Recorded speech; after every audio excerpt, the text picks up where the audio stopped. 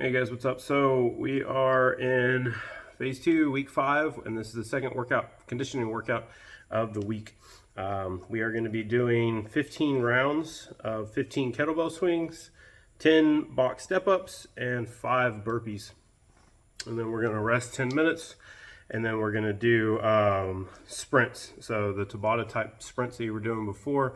But now we're going to bump it up a little bit more, give you a little more time in that sprinting and that fast twitch muscle group, different training kind of style. We're going to do 20 seconds on and 40 seconds off. So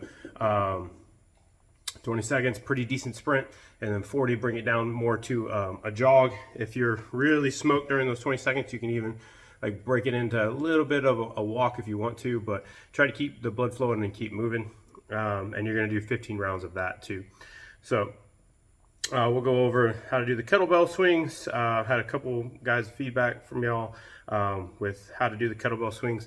As long as y'all are watching these videos, I give you a pretty decent breakdown of the movement, so make sure y'all are watching these. If you're watching this, you're probably normally watching them, but there's still a decent amount of y'all that aren't watching the workout videos. So when you pop into my DMs and ask me questions and stuff, I'm like, well, did you watch the video that I freaking made for you guys? So I'll put something in the group chat reminding y'all that these videos do exist over there, but just watch that. I also wanted to show y'all how I keep track of my rounds whenever we're doing the workouts.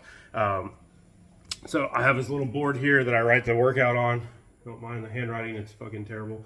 But I make little tick marks right here. As you can see, there's 3 groups of 5 each, which gets you to 15. So it's 15 rounds. So as I do each one, instead of having to go up and do some weird stuff or try to keep count of it, I just go up and just whoop, I just swipe one of those off, and then it just slowly starts going away because it's dry erase. So then I don't want to do it right now, but I'll just go up with my finger and I'll swipe it off, and then I know, boom, I've done 1 round or whatever. And I break it up into groups of 5 to make it easier in my little simple marine brain. So once I get 5 done, then oh look, I'm a third of the way there, and then it just makes it easier for me mentally to keep track of it. All right, cool.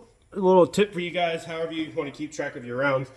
Sometimes it can get kind of weird, especially whenever you're getting fatigued and you start convincing yourself you've done more rounds than you haven't done, and like, everybody kind of goes through that. So, all right, so the kettlebell swing. So it's going to be primarily a hip movement. You shouldn't be really too smoked in your shoulders. Generally on a kettlebell swing, that power from your hips, your grip is what's going to give out a lot of times on these things.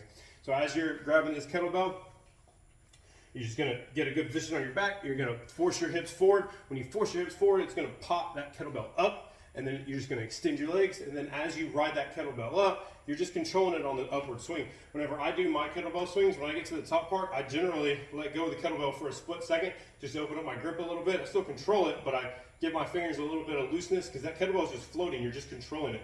So it just kind of sits right in front of you. Hopefully I don't whack this box behind me. I get this kettlebell going, pop it up, bring it back down, and it's just a fluid motion. Just like that. It's not super, super hard. This is a 54-pound kettlebell, so it's not really heavy either. But if you can kind of see my grip, I let go of it at the top. I don't know if you can see it in the video, but I can sit there and do that pretty steadily. But the grip gets exhausted as it comes back down, you grab onto it. If you're swinging out and you're finding that your shoulders are really smoked, or you're just really hurting on it, you're probably doing it wrong. So make sure you concentrate on your form.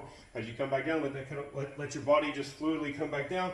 Make contact with your quads, and then push forward with your hips. Extend your pelvis forward, and it's going to pop that kettlebell up, and it's going to sit up and it's going to float. And you're just going to bring it back down, pop it up, sit up, float, come back down.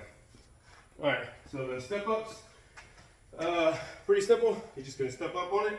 So a lot of y'all were a little twisted up on how to count. I don't think I explained it too well last time, but it's every time you come back down to the ground, that's 1. That's 2. That's 3. That's 4. That's 5. So every time both feet come to the ground, it counts as a whole rep. And then burpees, 5 burpees. Everybody knows how to do a damn burpee at this point. All right, so hope you guys enjoy this one. It's 15 rounds, so it's a good little workout. And then get those sprints in, and then yeah, we have a 2-mile test on the last day of the programming, so we'll get to see where everybody's at without doing a Metcon before. So hopefully your run times are getting a little bit better, but it'll be a good gauge to see how the progression, and we'll do another 2-mile test at the beginning of phase 4, just like how phase 3, just like how we're doing it at the beginning of phase 2. All right, enjoy, guys.